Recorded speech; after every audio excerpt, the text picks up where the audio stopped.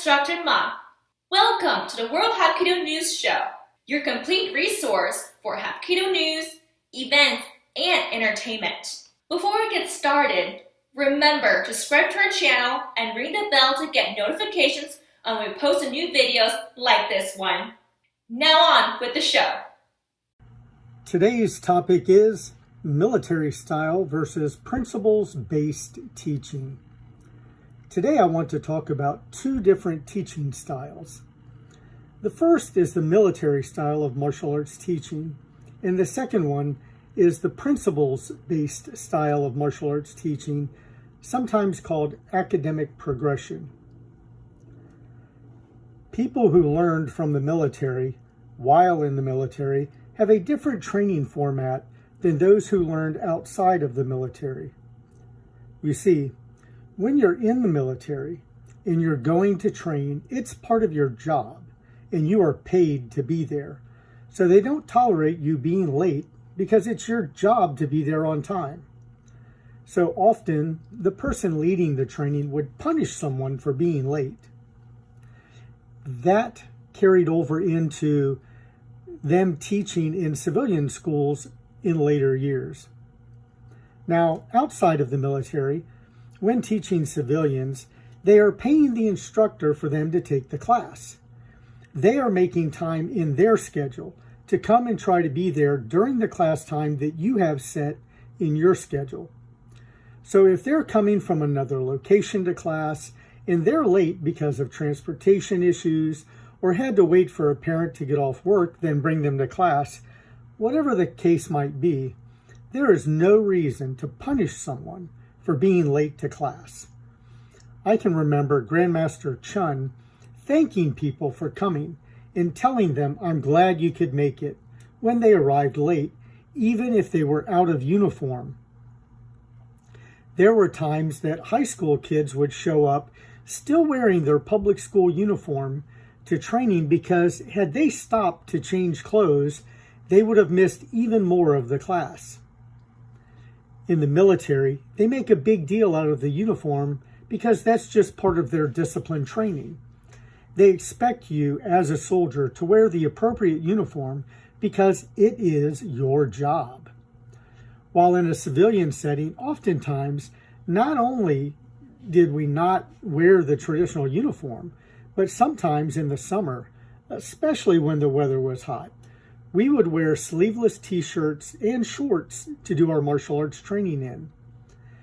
In the military style of teaching, they would have people do push-ups or squats for being late or as some form of punishment. In academic progression training, this is very confusing because when you start the warm-ups and you're having to do push-ups as conditioning, now they're wondering, why am I being punished when I didn't do anything wrong? Because you as a teacher are now using a conditioning exercise that they have also been given as a form of punishment. It breaks motivation and is bad for the learning environment. I can remember my Mudokwan teacher, Grandmaster Kim. Instead of calling them push-ups or press-ups, he would get in the position and say, "Let's strengthen our blocks," or "let's develop powerful punches and strikes," and then we would do the push-ups together with him. This is lead by example teaching, and it is the most powerful and effective form of teaching and provides a great amount of inspiration and motivation in the learning environment. In the military, they use negative reinforcement. This means if you made a mistake, they would punish you for having made the mistake. The same way that circus animals are conditioned and trained to perform certain tasks.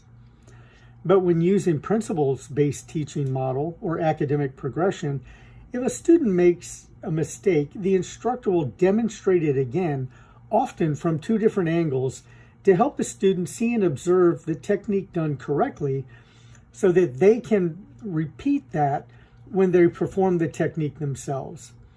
This is the proper teaching method, because they are not paying you to treat them like a circus animal. In the military style of teaching, they were very rude and abrupt between the instructor and the students. In academic progressive training, the instructors use better communication skills to get their point across. And those instructors understand that mistakes are part of the learning process. If we could turn every technique, but only by watching it once and then repeating it, you could get a black belt in a month. So as instructors, it is our job to try to be better communicators, to be better at inspiring and motivating students by leading by example. Now, another important topic that I want to cover today is that there are two major divisions of HAPKIDO. The first division comes from the founder of HAPKIDO, KJN, and his HAPKIDO is self-defense based because it comes from a military art.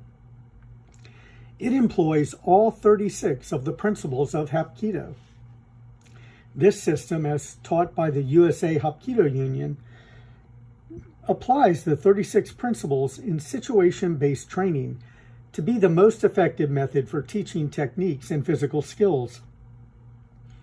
Instead of practicing endless boring drills in the air, we apply situation-based scenarios such as defending against strikes or grabs. This is sometimes called police academy style training. The second primary division of HAPKIDO was made very popular was the version of HAPKIDO spread by one of KJN's students named Jihan Jae. And it included a lot of flashy jumping, double kicks, and spinning kicks that are pretty worthless in any actual fight. The reason his brand of HAPKIDO included all of those things was because he was surrounded by other young men who were aspiring to become movie stars. Jihan Jae himself had minor roles in a few Hong Kong kung fu movies and even had a role where his character was killed by Bruce Lee in the movie. He and his friends had aspirations of becoming movie stars themselves, so they practiced the kinds of things that they thought would look good in movies and look good on film.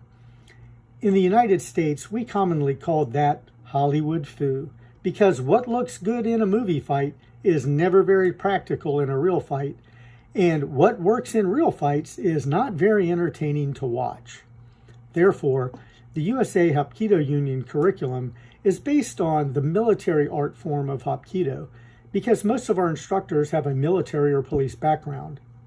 So they cannot afford to waste any of their training time doing low spin kicks that will probably get themselves injured in a fight. They must use things that work. In the USA HAPKIDO Union curriculum, we teach all 36 of the principles of HAPKIDO, while other organizations have limited themselves mostly to the three basic principles of water or flow principle, the principle of non-resistance, and the circular force principle. If you're interested in teaching or learning street effective self-defense HAPKIDO, then we welcome you to join our organization. I'm Instructor Ma, and along with your show hosts and sponsors, we thank you for watching today's show. Be sure to share this with your friends, subscribe to our channel so that you don't miss a single exciting episode. You can visit our sponsors by the following links in the video descriptions.